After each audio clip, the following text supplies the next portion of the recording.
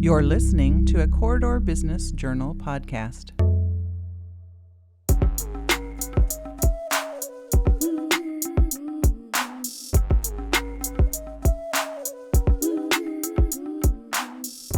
It's time for straight talk about diversity, frank questions, honest answers, and real insights. It's Diversity Straight Up, brought to you by Green State Credit Union, with your hosts, Sadika Bhakta of Nikea Diversity Consulting and Anthony Arrington of Top Rank Professional and Executive Search Firm. Diversity Straight Up, brought to you by Green State Credit Union, is a Corridor Business Journal podcast. On this episode of the Corridor Business Journal's Diversity Straight Up, you're going to hear from us on some best practices, some pitfalls to avoid, as well as some trends to be looking out for in 2022. We're going to have some lively discussion. We're going to bring some of our lived experiences in and hope that we can give you some real examples. So we're going to have some fun. We'll be right back. Green State Credit Union is proud to sponsor Diversity Straight Up. Established in 1938, Green State is Iowa's largest financial cooperative, serving nearly 250,000 members of all walks of life. Green State's products include checking accounts, loans, investments, insurance, commercial services, mortgages, and credit cards. Profits are returned to members in the form of better rates on deposits and loans. We encourage you to learn more at greenstate.org. Green State is federally insured by the NCUA and is an equal housing opportunity lender. Diversity Straight Up, brought to you by Green State Credit Union, is also sponsored by Alliant Energy. Welcome to Corridor Business Journal's Diversity Straight Up, brought to you by Green State Credit Union. I'm your co-host, Anthony Arrington. And I'm Sadika Bhakta. I'm really excited about this episode as we're here with our new producer, Logan with LAS Group. And it's great because I know that he's got some questions that he wants to ask as they continue to explore equity, diversity, inclusion, and engagement journey. I do. I'm really excited to be here. Thanks for having me as part of the team. I do have just a couple of questions and thoughts for you. And I guess my first is, what are some best practices to keep in mind right at the top? What should people be keeping in mind as they work with clients and analyze their organizations? What are some best practices that we can look at? One of the best practices is creating a true executive alignment. This is when leaders are modeling the way, modeling the behavior, and because of their power and their platform and the position that they hold, they can wield such influence to move the needle when it comes to equity, diversity, inclusion, and engagement. And I've also found that in order to really get to that true executive alignment, that these leaders need to connect with the word diversity. If they don't connect and resonate with themselves being diverse, it's going to be challenging for them to feel inspired to be part of those solutions. And I know that the question that I get all the time, the question I get asked all the time is, when does true executive alignment happen? When do you see it being successful? And my answer to that question is, you will know when true executive alignment around EDI&E happens, even when there's leadership transitions occur, say CEO walks out the door or exits the company, that the remainder of your key leadership stakeholder groups are still in it with the equity, diversity, inclusion, and engagement journey, and they put investment and make it at a priority. Yes. Then you know you have the true executive alignment at the top. Yeah, when your leaders are aligned, no matter where no matter where things shift, it's going to be in the fabric of the organization because it's being driven. Absolutely. So good point. Bet it is Good part point. of your cultural DNA. Yeah, what about point. you, Anthony? What is one of your best practices that you've seen? Good question, Logan. And I think as I was thinking about several, but one of them was really cultural assessments. And Sarika, you know I tend to talk about this from a health standpoint, like a checkup, right? We've seen throughout multiple experiences where organizations are investing money, and we'll talk a little bit about that, but they're not sure where they're investing money or how they're investing their money. And a cultural assessment really gives you the voice of your people. I've seen assessments where organizations thought they knew something about how their people felt when it came to EDI&E, when it came to equity, diversity, and inclusion and engagement.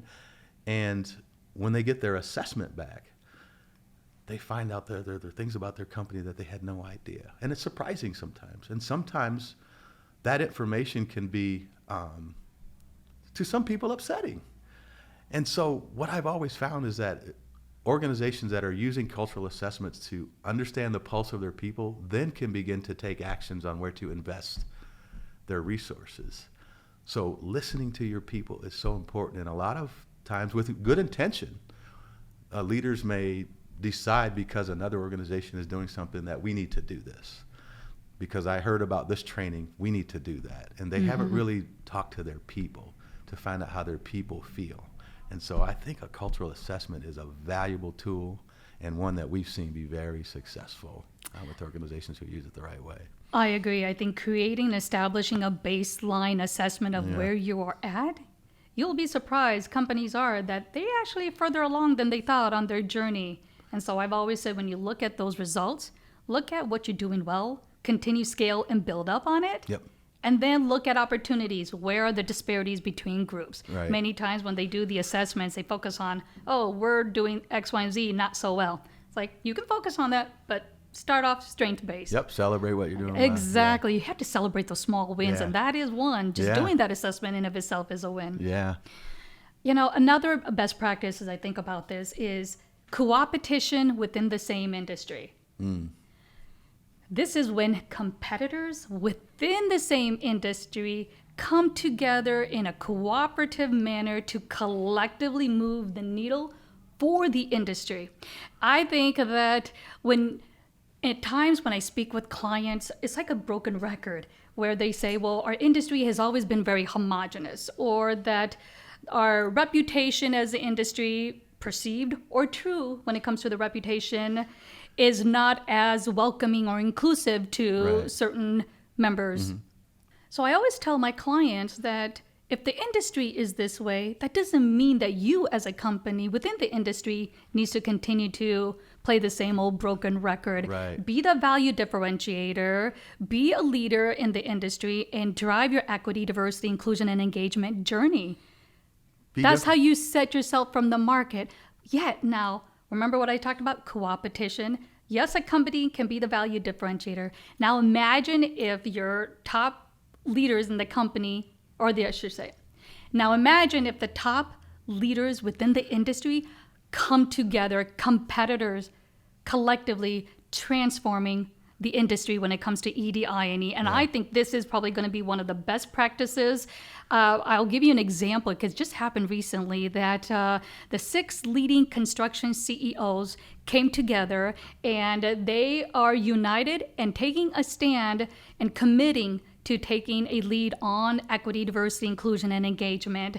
And they are wanting to be very intentional about creating an inclusive and welcoming culture for the industry. Literally, what just happened last month is that more than 1,100 firms came together for this inaugural Construction Inclusion Week, where they focused on issues where it's about whether it's looking at disparities in pay with women, addressing how do you create more of a diverse workforce. They also talked about all of this racial, ethnic acts of hate that they've seen on the job sites, as well as looking at the sexism in the industry. Talk about mind-blowing. That means that if you have an employee that doesn't abide by what they're trying to do as an industry, it's going to be hard for them to find another company, because you know how it is. If the top 6 construction companies are trying to make this a philosophy that we're not going to tolerate this type of behavior, and that we're looking at more inclusive and welcoming cultures, as a subcontractor, as a tier 1, tier 2, it's going to impact it. At the end of the day, they're going to have to look at another industry then, right? So talk about a game changer for me, the co-opetition within the industry. And here's the funny thing. You and I, we've talked about this. So you think about the CEO pledge, the national CEO pledge, where everybody signed their name that says, I'm going to do, I'm going to do. Sadika, if we're being brutally honest, we know there's a lot of performative signatures. Yes. This is an example of where these 6 CEOs, and it kind of speaks to another tip I have actually. This is an example where you've got the 6 CEOs who I think have probably looked in the mirror. Because my other example is that self-reflection, right? This is where CEOs or leaders have to look in the mirror at themselves. So tip, self-reflection. Looking in the mirror at themselves and really saying, am I willing to be a leader myself in my behavior? Am I going to model the behavior as we go down this path? Knowing that I'm going to take some arrows left or right. There are going to be people in my organization who don't agree with the desire to be a more diverse, equity, inclusive, and engaging organization.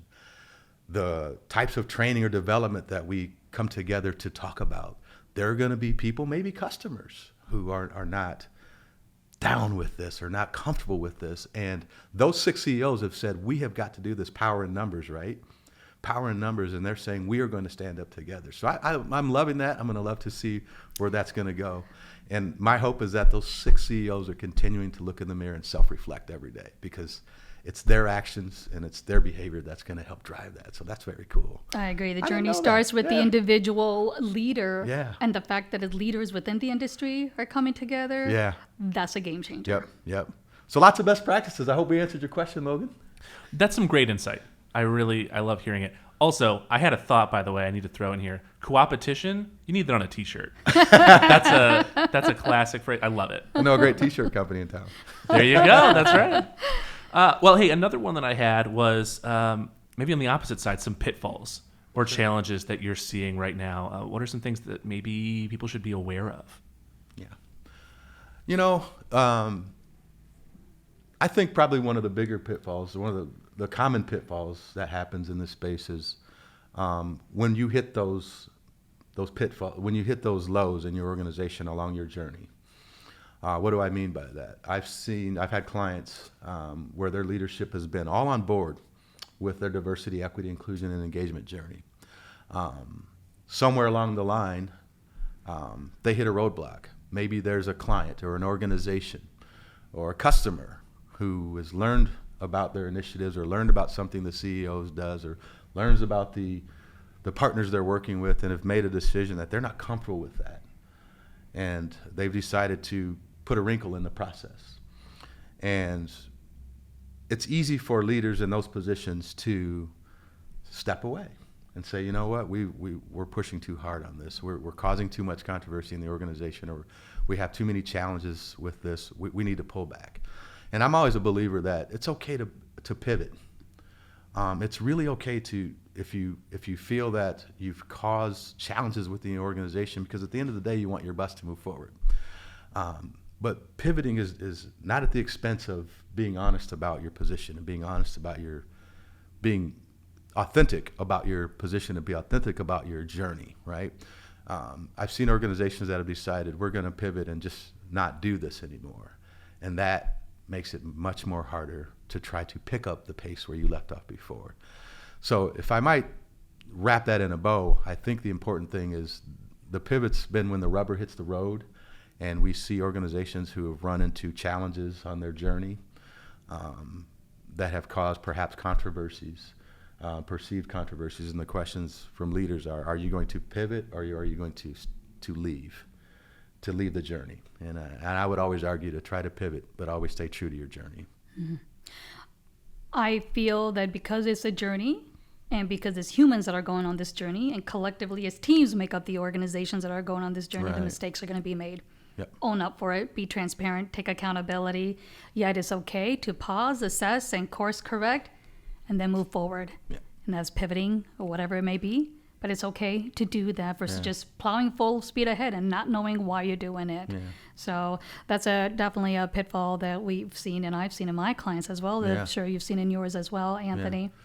I think the other pitfall that I see, and Logan, thanks for asking about some of the pitfalls, is assuming that by embarking on a EDI&E journey or even contemplating exploring this as a business initiative, that it automatically feels as if something is wrong or that is signaling something is broken within the organization. Going into that with that kind of a perspective is what is wrong. Mm-hmm. We can always strive to be better leaders and do better as organizations. And I say this because when you approach EDI&E in a very proactive manner, that means that you can take charge of shaping the narrative as to the why you are embarking on this business imperative. And there's plenty of data out there, frankly, but whether it's a business case and or the human case, there's plenty of data out there. Right. It's really establishing the why for your company or organization to go on it. And the question really becomes one of, by not embarking on an EDI&E journey, what does that mean for your company and organization? Yep. Because if your competitors are going on this journey, they're agile enough to be able to look at industry disruptors that are coming down the pipeline, and they're Yep. going to be set up in a more competitive Yeah. business advantage. At the end of the day, it's a business imperative because of the data is Yeah. showing it. So I think this is probably one of the pitfalls, is assuming that by going on this journey, something is wrong, or something is broken, Yep. or the leaders did something wrong. Yep, and that mindset begins to then set the tone. Percolates for You have a sure, short yes. fuse, right? Oh, you have a yes, short fuse when things absolutely. are not going well. So when you hit those rubbers, because of that mindset that we can't be perceived as wrong. Yeah. No, you're getting better. Like, if I might use a sports analogy, Hall of Famers Hall of Famers in baseball hit 300. That means What does that mean? 7 out of 10 balls that a Hall of Famer can't hit 7 out of every 10 balls thrown to them, but they're the greatest. That means they make mistakes every day on the field. This is what we do in our business, always striving for perfection, always striving, always on that journey and understanding. So good point. Thanks for the baseball analogy. I learned something new today. Alliant Energy is a place where I can create the future, where my skills, creativity, and new ideas make a better tomorrow. I help deliver the energy powering moments that matter to you. It's where we care about the environment and our neighbors, a place where my talents and skills grow. My job isn't a job, it's my passion, my place, my purpose, because I am energy. See how you can put your energy to work at alliantenergy.com/careers. I think another pitfall is what I might call misguided or misuse of your investment. And we talked a little bit about earlier with these cultural assessments. We have organizations who just want to do bias training today. Let's just go spend money on bias training. Let's just invest money here. I like that. We need to do this training on race relations. And they tend to invest. And the intent is there, right? The intent to get better as an organization. But have they really looked to determine, is that the best way to invest your money? Are you just dialing up training, what I like to call, or are you really thinking about what your company needs and who you are partnering with to help you drive that internally or externally? Because the one thing you don't want to do is invest money in processes or operations or initiatives around EDI&E and then put it on the shelf and say, we finished that, we're done. And there's no connectivity. There's no really strategic focus. We're just kind of throwing money away. And I think of it like this. I can go to CVS or somewhere and I can get vitamins. They're not going to hurt me. I can take a vitamin every day. I get 2 or 3 different types of vitamins. But is that really what my body needs? Is that really to become a healthy person? Is that really what I need? And when I think about companies who invest their resources, are they thinking about what they need, and is it really important to them? Is it really the appropriate investment today versus tomorrow? So there are companies that don't have the funds, and I think about larger companies who have the resources. Are you investing the right way? And there are other companies who don't have those resources, and so it's really important for them to think about how they're investing. And so as I think about that misguided misuse of how you invest your funds with great intention, but could have a negative impact long term. Or the impact may not be felt if they Right. would have done it in a very strategic way, Right. if they would have conducted a D&I cultural assessment, Right. then they can really streamline driving their investments where they're going to make a difference. Yes. They're going to see the impact. They're going to see the skills that they learn from the training being applied, Yes. so that it's not just activity-based, but it is outcome-based. And Yes. that, at the end of the day, is where you can really look at getting continued support, continued Yes. resources Yes. to drive your EDI&E journey, because at the end of the day, if you can't show the ROI, Yeah. What do you do? shareholders, stakeholders, Yeah. board members, all of them are going to be asking for the ROI at the end of the day. One of the things that we've heard often in our spaces or your spaces, we did a training last year, but we hear that often, and the question is, you did a training last year, but what did you do with it? And that's because I think oftentimes the intent was there, but it wasn't part of a strategy. It was just, we did that. And that's what happens when you say we did that. It ends up sitting on a shelf sometimes. So, Well, one other pitfall, it's a big pitfall that I see, and that is where you hire someone to help lead your EDI&E initiative. So either you're hiring a chief diversity officer, head of diversity, director, you name it, and you hold them accountable for it all. Yeah. You can do that. What you are going to see is a revolving door that they will exit out, because the average retention of a person in a diversity leadership role on average is about 3 years, and I think that's on the high end as well. So LinkedIn has collected a lot of data, and they have demonstrated that in the last So LinkedIn has done a lot of data collection, and they have demonstrated that in the last 5 years, there's been an increase of 71% of D&I positions globally. Think about that. Last 5 years, increased 71% for these positions. That means it's not going to go away. Yeah. The key is, how do you retain these important leadership roles in these positions so they don't experience burnout? And research has shown that leaders get burned out because they can't be authentic. So if your D&I leaders are not able to authentically do this work and authentically collaborate with their colleagues, they're going to get burned out and they're going to be walking out the door. And so part of the solution is looking at retention strategies where they can be authentic. And at the end of the day, where the work, the accountability, and the responsibility is everybody's responsibility. And it's not just the DEI leader or the DEI team that is doing it. And so that is a big, big pitfall. I'm sure you agree. Part of that too is are they investing in that the resources for that individual, right? We've seen that we've paid this person $100,000 or whatever that number is, right? And that's our investment. And that person has no team, no resources, and expected to solve all the answers. And that could be we've seen turnover because you feel like you're in a corner by yourself and you don't have the tools to really do your job. And so this is where I say that you can be in a company where there's only one in your DEI office that may just be that DEI leader. Yeah. It's okay. But the team really comes into play when you have your executive all as part of your team, all your supervisors, managers that are part of your team. Right. Because what you're doing is you're making this a responsibility of everyone's to shoulder. Absolutely. That's how you build your team, even if they may not be part of your DEI team or office per se. So there is a way to go about creating those multifunctional teams. But thank you. I like to look at the pitfalls, because if you can, look at them ahead of time, you can definitely try to not get in one yourself, right? Definitely. I love that. Thank you so much for sharing. One last one that I really wanted to touch on was maybe some trends. What's happening right now that people should be aware of, especially as we look forward? Sure. Want to take that one?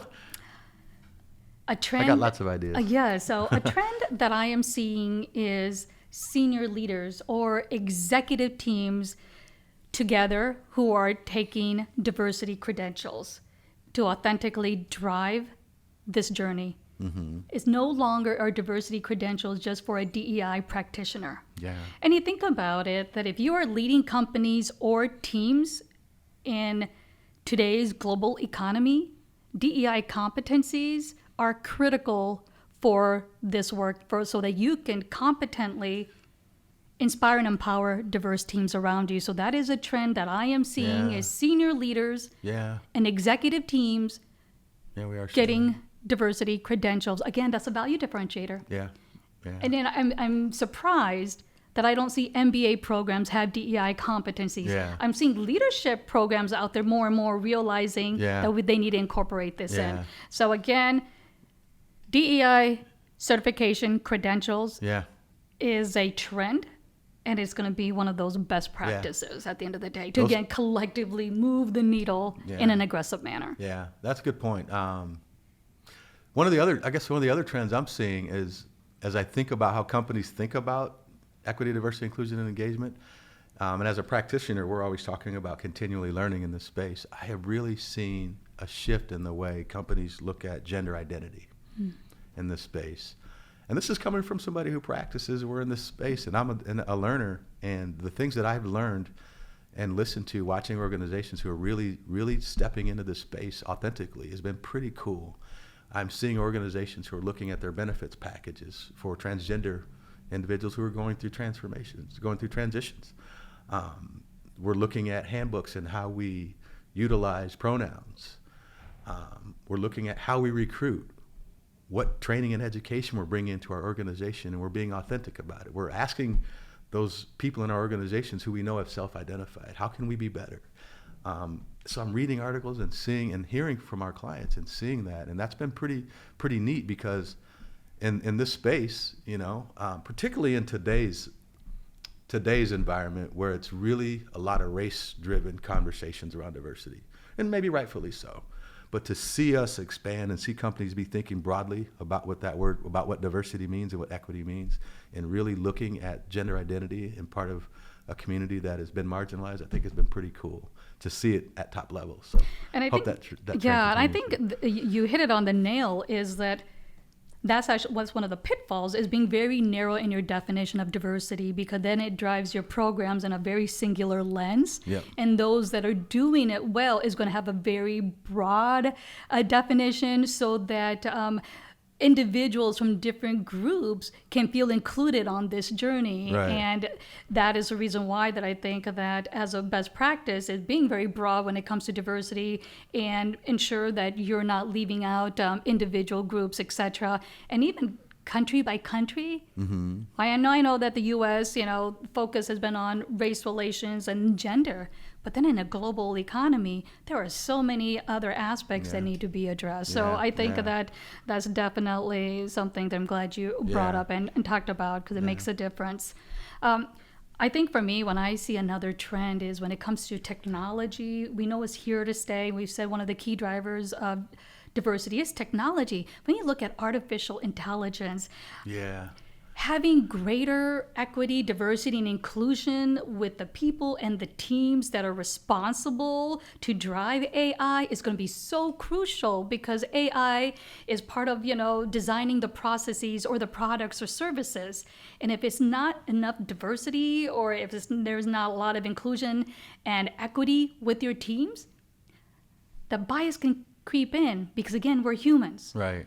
Again, we know that it could be unconscious bias that unintentionally creeps into that process. Right. But a way to avoid it is ensuring that you have a diverse, equitable, and inclusive teams, so that as you do design and create the products and services, that the outcomes are going to reflect that, and then you're going to be able to serve your diverse market. So that, again, a way to avoid that bias. Right. And I've always been so fascinated, because technology is not a strong suit for me. Yeah. But then your products and services and solutions are only going to be as strong as, the diverse teams that you have to avoid and minimize those biases. It's interesting if you think about that.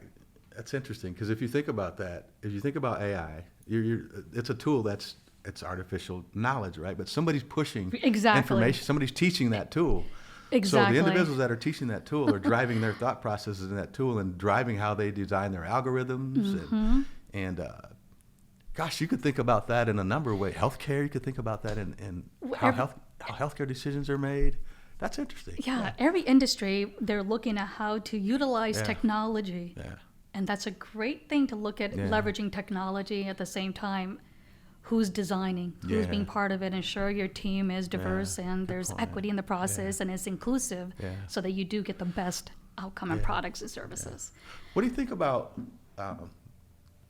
multicultural environments in today's as a trend? I'm really seeing that, where you have a multi-generational workforce. And I took a note because I brought this up earlier. I was thinking about it. But we are right now in an environment where most organizations, you have the silent generation, 1928 to 1924. But you have baby boomers, you have Generation X, Generation Y, Generation Z. For one of the first times in our history, they are all in the workforce. We have our elder generations are working longer, they're healthier, they're not retiring, or they're coming back to work in the gig economy.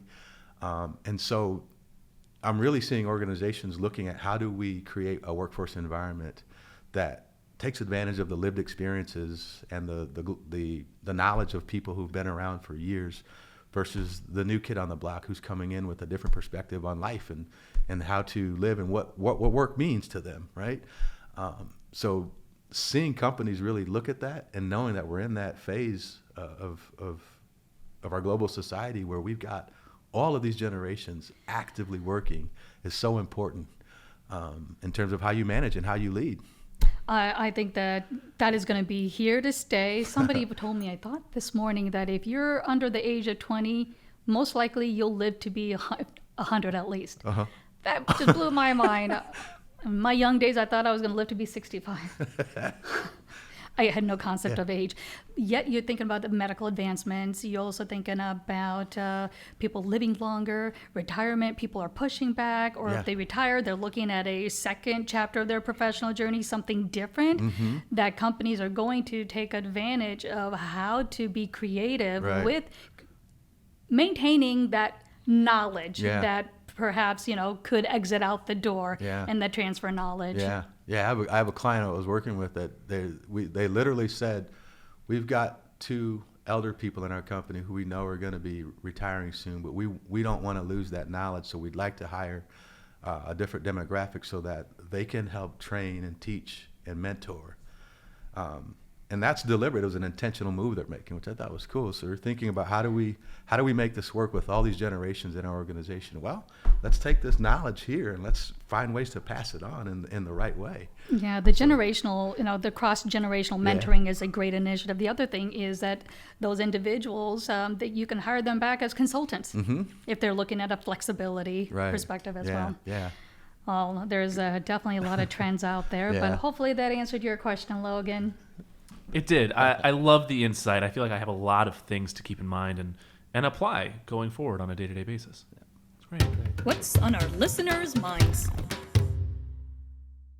Well, let's go into another segment, which we call What's on Our Listeners' Mind. So listeners, please submit your questions, comments, and suggestions to info@diversitystraightup.com. Usually we have a guest executive that'll answer the question because this is a special episode of wrapping up our season 2. You're hearing about our best practices, pitfalls, and our trends. So with that same spirit, because we have Logan here as our special guest here, you're going to be asking a listener question because I know that you had some other questions that you were percolating that we thought that maybe this would be a good time to ask you. What's on your mind, Logan? I do have a question, and there is something that's on my mind. So I am leading a small startup. We just started this year, but of Congratulations. course, hey, thank you. But of course, as you at any point in your business organization's life, you want to be considering equity and diversity and inclusion and engagement. So I think my question for you is, especially when you're small, especially when you're starting out, when you're recruiting friends and family to help out, when you're reaching out to your close network to get things done, how do you still prioritize equity and diversity? I think that can feel like a challenge sometimes. So I'm curious your thoughts on that. Well, that's Great question. Great question, especially as a fellow entrepreneur. Sometimes I know that when you're embarking on a business endeavor, you feel like there's so much moving targets and goals that you need to achieve that how does EDI&E fit into it? Well, I say that even if you're a small shop of one person, you can drive your EDI&E initiatives because at the end of the day, even a small shop has to have vendors. They have to look at business partners. And so that's what I do is I look at who am I going to for my website design? Who am I going to get my business cards? So any of my expenditures, I have been very intentional in terms of who I go to. Yeah. Even with my strategic partnerships from a business partnership perspective that I collaborate with on bigger projects, I'm intentional and I do seek out women-owned, minority-owned, any of the partners that can help me from a supplier diversity program perspective. So when I hear companies and organizations say we can't do with it, I said, well, let me share what I'm doing. It gives them a different perspective on it. And that's usually your low-hanging fruit, your supplier diversity program. It doesn't have to be formal, Logan. Like I don't have it written down or anything, but I know that what I can do. Right. And in impact, I'm able to deliver on the outcome. It's part of that think about that. It's part of that celebration. We're conditioned to think, again, that when we talk about diversity, and I understand where you're coming from, right? You're like, and maybe this isn't, so maybe I'm not. But we think, I have to hire women, or I have to hire a black person, or I need traditional diversity on my staff. And they're not really thinking broadly what diversity means. And diversity means you're contributing to the equitable and inclusive environment. What does that mean inside and outside of your organization? So as Seneca said, who are you buying your printing paper from?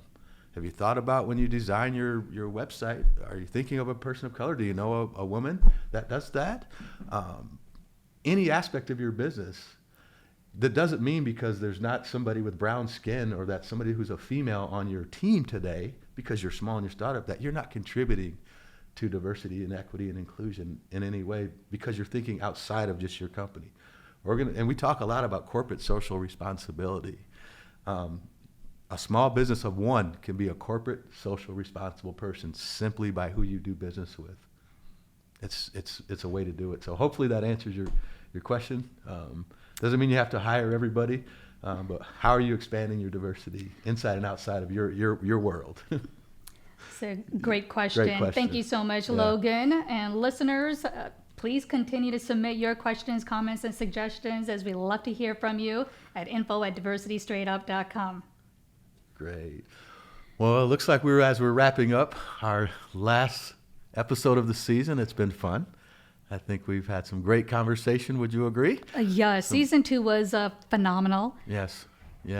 We went video-based. Yes. And I think the conversations we had with leaders was tremendous. Yeah. And we know that EDI&E is going to continue to be here and is going to stay. And I think that our guests that we have for season 3 is only going to continue to add to this conversation to collectively be able to make an impact. Absolutely. As we say on Diversity Straight Up, Keeping it real. Thank you for your time. see you in season 3, everyone. Take care. Thank you to our listeners, as we wouldn't be here without your support. Help us grow our subscriber base by sharing our show with others. Love this new episode of Diversity Straight Up, brought to you by Green State Credit Union? Then head over to the most popular podcast audio platforms to describe, rate, and review us. And check out our other episodes while you're there. Catch us on our next episode, which drops monthly. We'd love to hear from you. Hit us up and send your questions, comments, and suggestions to info@diversitystraightup.com. Remember, wherever you live, work, and play, our backyards are increasingly global. It's not enough to simply be a leader. Be a global leader by leveraging diversity with equity, inclusion, and engagement. And share your journey. This may empower others to be bold change agents. Be courageous, be authentic, be vulnerable. Diversity Straight Up, brought to you by Green State Credit Union. Keeping it real.